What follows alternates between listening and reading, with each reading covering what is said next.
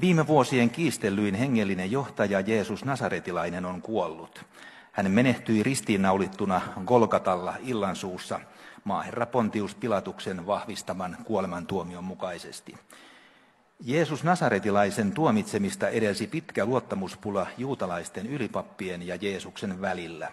Uskonnollisia johtajia ärsytti Jeesuksen julistautuminen Jumalan pojaksi ja juutalaisten kuninkaaksi. Myös hänen valtavan kansansuosionsa arvellaan olleen monelle päättäjälle henkilökohtainen uhka. Jeesus Nasaretilaisen kuolema ristillä on synnyttänyt mylläkän Jerusalemissa ja Galileassa. Jeesuksen kuoleman aikaan alueella koettiin poikkeuksellisia luonnonilmiöitä, maa järisi ja taivas pimeni useiksi tunneiksi. Eniten hämmästystä herätti kuitenkin Jerusalemin ikiaikaisen temppelin väliverhon repeäminen ylhäältä alas asti. Asiantuntijat eivät usko, että temppelin tapahtumilla olisi syy-yhteyttä Jeesus Nasaretilaisen kuolemaan.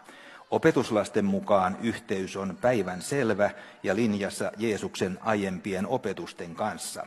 Jumalan pojan verenvuodatus on sovitus synneille ja avaa tien kaikkein pyhimpään sekä juutalaisille että pakanoille.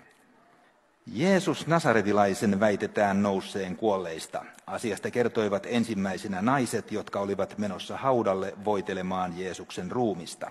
Viranomaiset eivät ole asiaa vahvistaneet, mutta hauta on todettu tyhjäksi. Väitettä kuolleista heräämisestä tukevat useat havainnot valkoiseen asuun pukeutuneesta miehestä. Havaintoja on tehty ainakin Emmauksen tiellä ja Jeesuksen opetuslasten tapaamisessa. Juutalaiset ylipapit ovat kommenteissaan pidättyväisiä, mutta opetuslapset ovat asiasta varmoja ja valmiita kertomaan näkemästään ja kokemastaan kaikille.